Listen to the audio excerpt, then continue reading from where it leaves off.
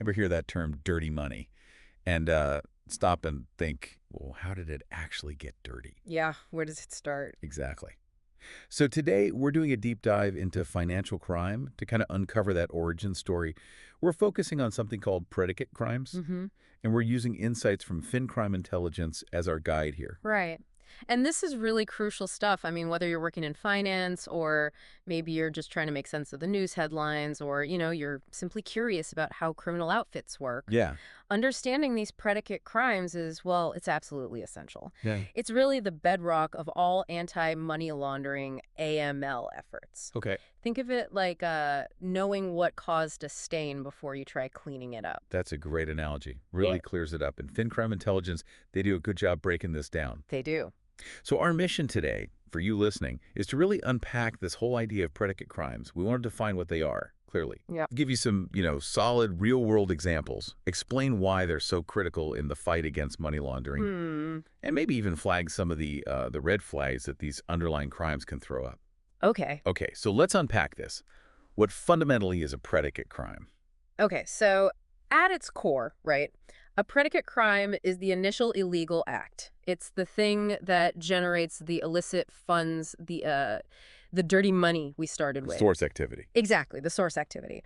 As FinCrime intelligence puts it, these aren't just random offenses. They are the specific underlying criminal actions. Okay. So if you think about money laundering as the process of making illegal money look legit, Right, cleaning it. the predicate crime is what made that money illegal in the first place. It's the originating crime. Got it. So just to be absolutely crystal clear then, if there isn't one of these underlying illegal activities, Mm-hmm. then there's no dirty money to be laundered. Is that right? Yeah, precisely. That's a really crucial distinction. A predicate crime is the necessary first step, the precursor for any money laundering charge. You simply cannot launder money that you got legally. That makes perfect sense. Okay, so let's get into the nitty-gritty then. What sort of activities are we actually talking about? Where is this dirty money typically coming from?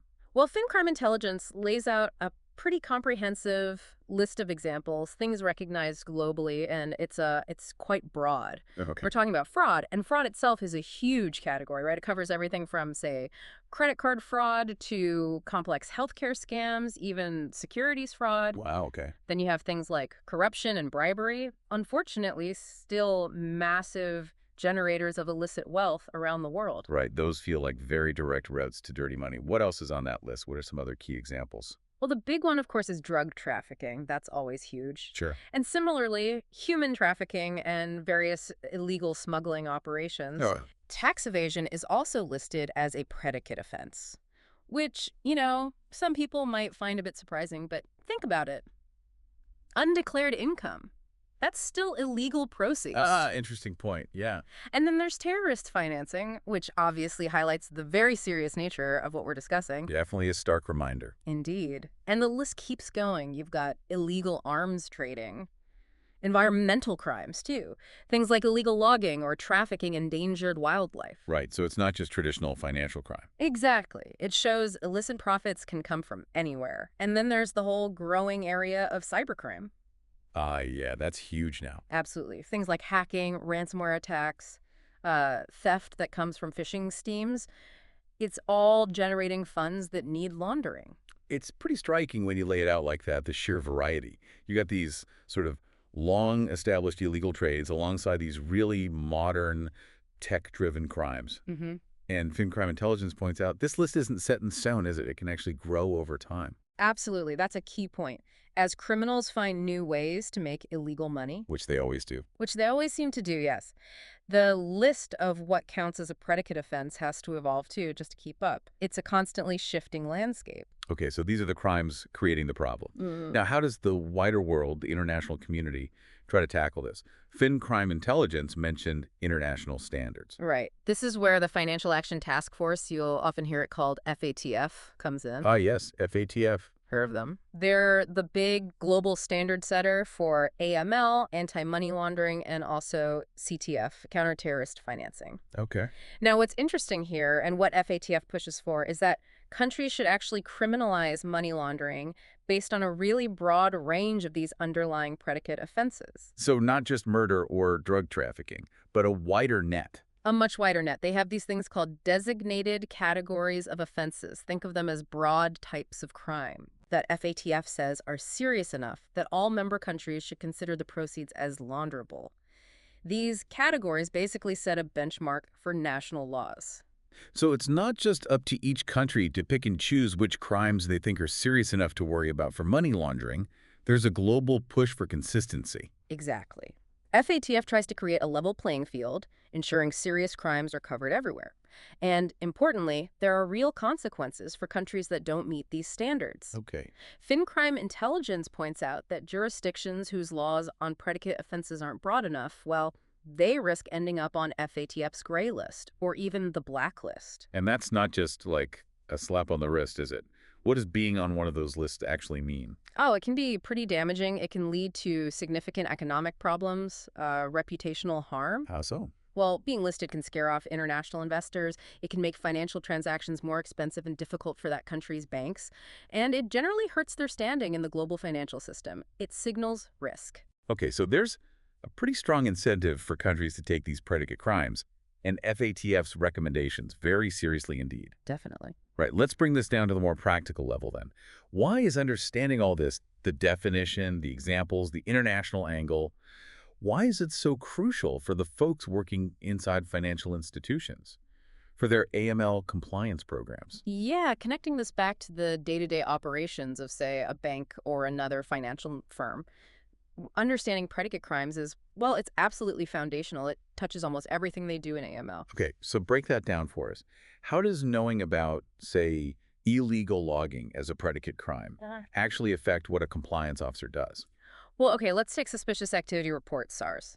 You know, the reports FIs have to file if they spot something fishy. Right. When an analyst is looking at some unusual transaction, they need to be able to think, could this pattern be linked to proceeds from corruption, or maybe from cybercrime, or even environmental crime? Okay. The better they understand the different types of predicate crimes and how they might manifest financially. The better they can spot the connection and write a useful SAR. Exactly. They can provide more context, make the report much more valuable to law enforcement. That makes sense. You need to know what the original bad act might look like to spot its financial footprints later. Yeah. What about customer checks, due diligence? Enhanced due diligence EDD, that's another big one. When a bank is dealing with clients or whole sectors known to be higher risk for certain predicate crimes. Like what? Give me an example. Maybe politically exposed persons, PPs who might be linked to corruption risks, or businesses and industries known for environmental violations, perhaps. Okay. For those clients, the bank needs to do much more rigorous checks, deeper dives into source of wealth, source of funds. So it's about dialing up the scrutiny based on the potential source of the dirty money linked to that client or industry. Precisely. And then there's transaction monitoring itself. Yeah, automated systems scanning transactions. Yeah. Those systems need to be tuned, ideally, to detect patterns that are consistent with proceeds from different kinds of predicate offenses. So the way someone launders money from, say, fraud might look different from how they launder drug money. It often does, yes. Different structuring techniques, different transaction sizes, different counterparties. The system needs to be smart enough to potentially spot those nuances. Interesting, sophisticated stuff. And finally, it all feeds into the institution's overall risk assessment. How so? Banks need to figure out their own potential exposure. Are they operating in regions known for certain predicate crimes? Do they have client types particularly vulnerable? They need to factor that predicate crime exposure into their risk models. York? That helps them focus their resources, put the effort where the biggest risks actually are. So it really sounds like not understanding these connections, not grasping the predicate crime angle, isn't just a small blind spot for these institutions. Oh, absolutely not. FinCrime intelligence really hammers this home, failing to recognize these links. It can lead straight to regulatory breaches, potentially huge fines, and kind of the worst outcome, unintentionally helping criminals launder their money. Right. Nobody wants that. No financial institution wants to be that institution. Understood. So for these banks and firms to do their job effectively, they need to be constantly on the lookout for warning signs. Yeah. What sort of red flags, what indicators might suggest that a predicate crime has happened or that dirty money is trying to sneak into the system? Yeah, there are definitely common red flags, and FinCrime intelligence highlights some key ones. A big one is pretty fundamental: clients with unexplained wealth. Right. or where their stated source of funds just doesn't seem to match up with their known business, their job, their profile. It just doesn't add up. That seems like, a basic but really critical check. What else? Look for large transactions, especially high-value ones, that don't seem to have any clear economic logic or business purpose. Like, why is this money moving? Exactly. Why is this person or this company suddenly shifting huge sums around with no obvious reason? Also, keep an eye on transfers going to or coming from jurisdictions known for specific types of predicate crime. Unfortunately, some places do get reputations, right, for being hotspots for certain activities. They do, and that's a risk factor. Another huge red flag. The use of shell companies. Ah, the classic The tool. classic tool, yes. Or really complex, deliberately opaque ownership structures. Anything designed to hide who really owns or controls the money. Makes tracing it back almost impossible. That's the goal. And one more sudden, maybe unexplained changes in a customer's account activity, especially if it seems to happen right after some major external event. Like what kind of event? Maybe political unrest somewhere, or a big regulatory change, or even a natural disaster in a particular region known for illicit activity. Sometimes those events trigger movements of illicit funds. Interesting. So it's like you need to watch the client's activity and have one eye on what's happening in the wider world. Exactly. It's about connecting those dots. And as FinCrime intelligence stresses, institutions absolutely need to have the right controls, the right systems and processes to spot these indicators. And then know what to do about them. And then know how to act on them appropriately. Yes, investigate, report if necessary. Okay, so we've covered what predicate crimes are. We've looked at a whole range of examples, some quite surprising.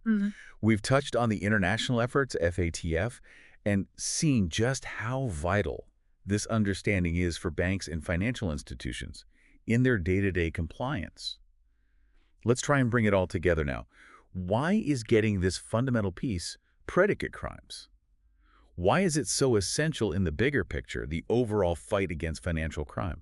Well, at the end of the day, understanding predicate crimes really is the foundation. It's the starting point for everything we try to do to combat money laundering and the whole wider world of financial crime. Right. Like FinCrime intelligence effectively argues if we can get better at focusing on and identifying those initial sources of the dirty money. The predicate crimes themselves. Exactly. Then we stand a much better chance of actually detecting, disrupting, and maybe even preventing the money laundering before it really takes hold. So the idea is target the root cause the crime, generating the cash, not just chase the money after it's already flowing through the system. Precisely. If you can choke off the source, or at least make it much harder to integrate those funds, you have a much bigger impact. You're protecting the financial system, sure, but you're also protecting society from the harm caused by those underlying crimes, the drug trafficking, the fraud, the corruption. This has been, a really insightful deep dive. It's easy to get tangled up in the jargon of financial regulation sometimes. Well, it is. But boiling it back down to these original criminal acts, these predicate crimes, it really does make the whole picture much clearer, much more understandable. I think so too. And it certainly makes you think about just the sheer scale and variety of crimes happening globally that are generating these funds. Yeah. Everything from sophisticated online scams right through to the devastating impact of things like illegal logging. It really does. And maybe it leaves you, the listener, with a question to think about. How could a deeper understanding of specific predicate crimes, maybe the details of how cybercrime money flows, or the networks behind environmental crime profits, how could that knowledge help us shape better, more effective strategies against financial crime in the future? That's a great point. Because the nature of these underlying crimes, it's always changing, always evolving, and that directly impacts how criminals use and abuse the financial system. Definitely something important to consider. And of course, if you are interested in digging deeper into this or related financial crime topics, FinCrime Intelligence is a really valuable resource. They focus specifically on delivering insightful content like this for professionals in the field. You can check out their website and other platforms. Absolutely, yeah. They offer a wealth and really good information for anyone wanting to deepen their understanding of financial crime and, crucially, what drives it.